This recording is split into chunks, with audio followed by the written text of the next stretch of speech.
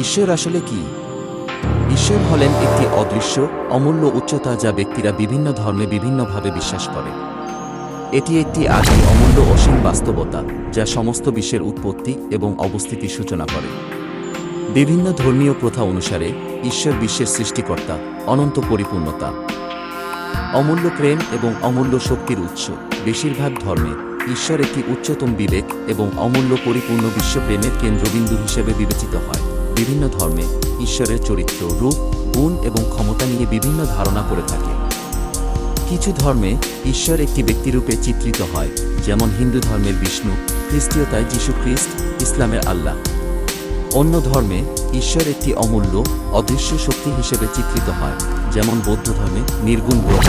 অবশ্য ঈশ্বরের উপর মানব মনোভাব এবং বিশ্বাসের ভিত্তিতে অগণিত মত এবং ধারণা রয়েছে, কিন্তু তার সম্পর্কে অনুমান করতে অক্ষম মানবজাতি।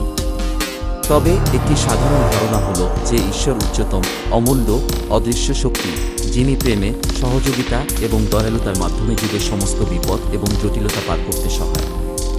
ঈশ্বর কোথায় বাস করে? বিভিন্ন ধর্মের ভিত্তিতে ঈশ্বরের অবস্থানের ধারণা ভিন্ন হতে পারে। অনেকে মনে করেন যে ঈশ্বর অবিকল্প, অমূল্য, অদৃশ্য এবং সর্বশক্তিমান। অতীত, বর্তমান এবং ভবিষ্যতের সব কিছুই তার বাসস্থান মনে করা হয় অদৃশ্য অবস্থানে, অতীত এবং ভবিষ্যতে।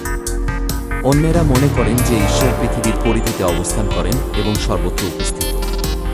প্রত্যেক আত্মায় তার উপস্থিতি রয়েছে। ঈশ্বরের শক্তি এবং ক্ষমতা অসীম এবং অপরিমেয়। ঈশ্বর সমস্ত জীবনকে নিয়ন্ত্রণ করেন এবং পৃথিবীতে সমস্ত বিপদ এবং পরিস্থিতি নিয়ন্ত্রণ করেন।